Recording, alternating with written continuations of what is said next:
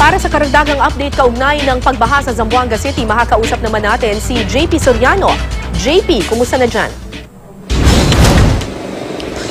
Nako Kara, umuulan pa rin ngayon dito sa Zamboanga City at sa ating pag-iikot ay baha pa rin sa ilang barangay, lalo na doon sa mga evacuation center. Pero Kara, narito tayo ngayon sa barangay Talon-Talon sa Zamboanga City. Isa ito sa mga barangay na naunang pinasarhan na nitong mga nakaraang linggo dahil napakalapit lang nito sa barangay Santa Catalina, isa sa mga areas of concern matapos ngayong kaguluhan. Pero inanunsyo ng PNP ngayong araw na maaari nang bumalik sa kanilang tahanan ang mga residente mula sa barangay Arena Blanco, Mampang at Talon-Talon, maliban na lamang dun sa mga nakatira sa mga mangrove areas kung saan may mga bahay na nasunog. Ito ay matapos ngang ma-clear at ma-check ng PNP na ito ay ligtas ng balikan. At kaya nga kanina may mga nakita tayo ngayon dito na mga residente nga nakamotor na nagbabalikan na sa kanilang mga tahanan. Ito, kausapin muna natin itong Kara, itong isa sa mga residente na kausap natin, si Mr. Rowel po, Makilan. Mr. Rowel, ano po ba yung pakiramdam na pwede na kayong bumalik ulit sa inyong tahanan? Siyempre masaya na po.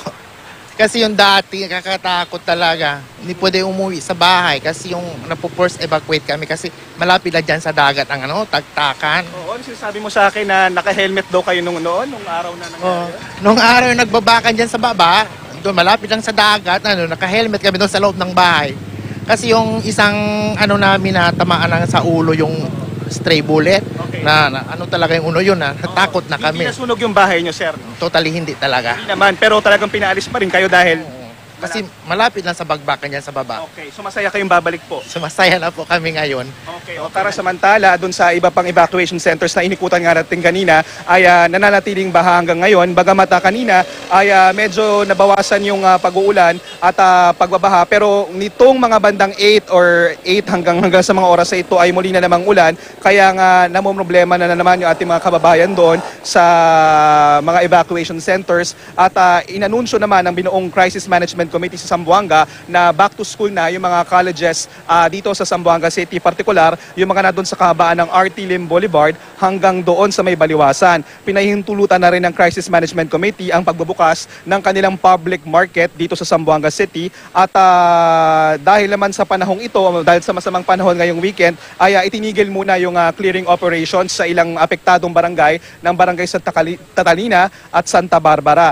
Mamaya naman, Kara, inaasahan o kaugnay naman sa case dito sa kasong pinopursue ng pulisya laban dun sa mga umano'y sangkot sa nangyaring kaguluhan dito, inaasahang isasampa ng Zamboanga City Prosecutor's Office ang kasong rebellion laban kay MNLF Founding Chair Nur Miswari sa Zamboanga Hall of Justice kaugnay sa umano'y pagsalakay ng MNLF Miswari faction dito sa Zamboanga City. At yan muna ang latest sa Zamboanga City. JP Soriano, GMA News. Yes, JP, may bilang ba tayo kung ilang pamilya pa ang mga nasa evacuation centers hanggang sa mga oras na ito?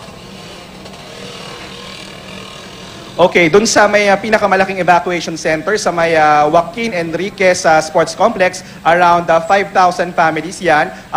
Initially, nasa 100,000 na individual ang naroon, pero dahil nga sa pag-uulan, sila ay inilipat sa iba pang evacuation center. Ibig sabihin, dahil sa pagbabaha, yung mga nauna nang in-evacuate ay in-evacuate pa ulit. Ang mga nananatili na nandun, karamihan, Kara, yung mga magulang, pero yung mga bata naroon na sa mas matataas na lugar. Kara? A final question, JP. Nakikita ko medyo masungit pa rin yung panahon andyan sa kinalalagyan mo ngayon. Pero kumusta yung baha? Medyo humupa na ba?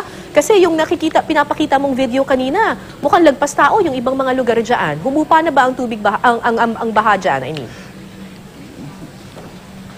Alright, doon sa mga low-lying areas, Kara, ay hindi pa ganong humuhupa. Pero ayon sa Zamboanga City Hall at sa Zamboanga City Office ay kadalasan naman talaga at normal lamang bumabaha sa mga lugar na ilang barangay dito sa Zamboanga City kapag umuulan. Doon naman sa mga evacuation centers na kahapon na napuntahan natin na binabaha, ang balita natin, medyo nabawasan na yung tubig sa ilang parts ng stadium, pero nananatiling maputik yung yung kalawakan o yung pinaka-itsura ng stadium na yan dahil nga doon sa pag-uulan. Pero sa mga oras na ito, muli na namang umuulan at masungit ang panahon, kaya asahan na posibleng bumaha na naman ulit doon sa mga evacuation centers.